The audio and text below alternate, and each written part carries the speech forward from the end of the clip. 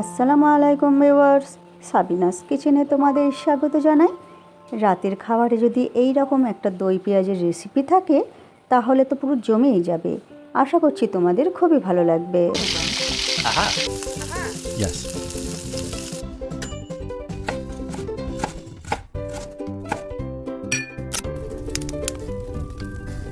Wow.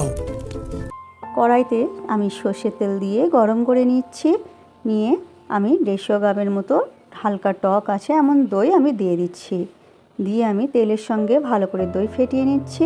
পরিমাণ মতো লবণ, হাফ চামচ লঙ্কা গুঁড়ো, হাফ চামচ হলুদ গুঁড়ো, 1 চামচ ভাজা জিরে গুঁড়ো, 1 চামচ ভাজা ধনে গুঁড়ো দিয়ে এরপরে আমি মশলা কষিয়ে নেব। 1 চামচ আদা রসুন বাটা, সব কিছু দিয়ে মশলা আমি ভালো করে কষিয়ে নিচ্ছি। মশলা কষানো হয়ে গেলে এই রকম পেঁয়াজকে আমি একটা একটা করে ছাড়িয়ে, একটা পেঁয়াজের 4 ফালি করে এইভাবে একটা একটা করে ছাড়িয়ে আমি দিয়ে এরপর কষিয়ে নিচ্ছি ভালো করে। এই সিম্পল রেসিপিটি এত দারুণ হয়, তোমরা অবশ্যই একবার বানিয়ে দেখো। এটি রুটি, পরোটা, ভাতের সঙ্গেও ভালো লাগে। এরপর অল্প করে একটু চিনি দিয়ে দিলাম স্বাদটা ব্যালেন্সের জন্য, আর 1 চামচ কাসুরি মেথি হাত দিয়ে ঘষে একটু দিয়ে দিলাম। দিয়ে কষিয়ে নিচ্ছি। কষানো হয়ে গেলে এরপর এর মধ্যে আমি একটু অল্প করে পানি দিয়ে দেব। দিয়ে ভালো করে নেড়ে দেব।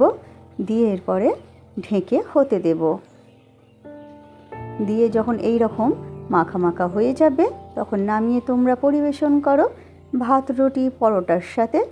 আমার রেসিপিটি ফেসবুক থেকে দেখলে ফলো করে দিও, ইউটিউব থেকে দেখলে সাবস্ক্রাইব করে পাশে থেকো।